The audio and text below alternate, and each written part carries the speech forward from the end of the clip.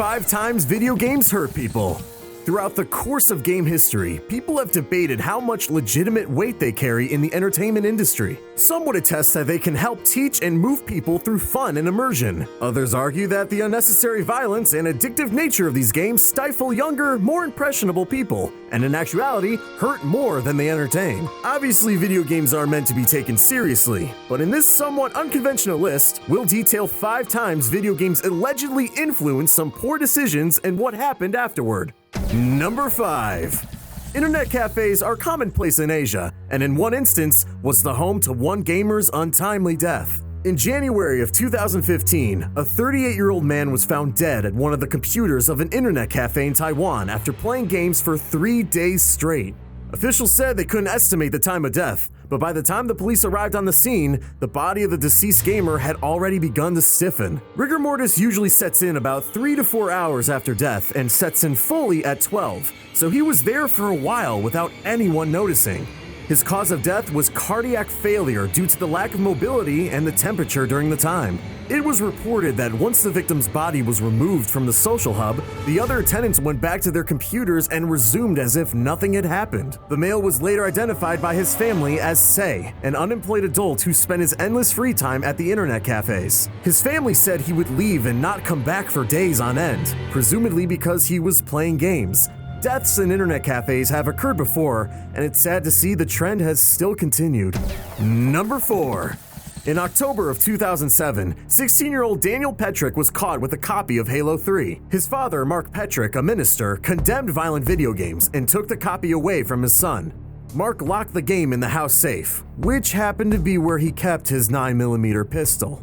Angry and irrational, Daniel took the safe keys from his father a week later to retrieve his game, where he also stumbled upon the weapon. He returned to the living room where his parents were and told them to close their eyes because he had a present for them. Daniel then turned his dad's gun on both of his parents and fired. Mark recalls feeling his head go numb and seeing blood pouring from his head. His wife was killed with multiple shots to the head, chest, and arms. Daniel put the gun in his father's hand to frame a murder-suicide. His sister Heidi and her husband returned to the house where Daniel told them not to come in. After hearing painful groaning coming from within the house, Heidi forced her way in and saw the events that took place. Daniel grabbed his copy of Halo 3 and left in the family vehicle, where he was soon caught with the game sitting in the passenger seat. Mark made a recovery after being severely injured, and Daniel was given life in prison with a chance for parole in 2030. Number 3. In Wisconsin in 2001, 21-year-old Sean Woolley committed suicide during Thanksgiving over an alleged problem that occurred during one of his many play sessions of the popular MMO EverQuest. Woolley was said to have spent hours playing the game, ignoring family, friends, and eventually leaving his job to play full-time. On Thanksgiving Day, when Sean did not show up for the family dinner, his mother drove to his apartment where she found him dead in front of his computer. EverQuest was still on. Sean died due to a self-inflicted gunshot wound. The character he was playing at the time was named I Love You, and some speculate an online relationship may have been one of the contributing factors in Sean's death. In combination with a number of Sean's own personal problems, EverQuest was said to have felt like an escape to him. His mother started an online support group for people who have an addiction to video games in hopes of bringing awareness to dangerously immersive video games. Number 2.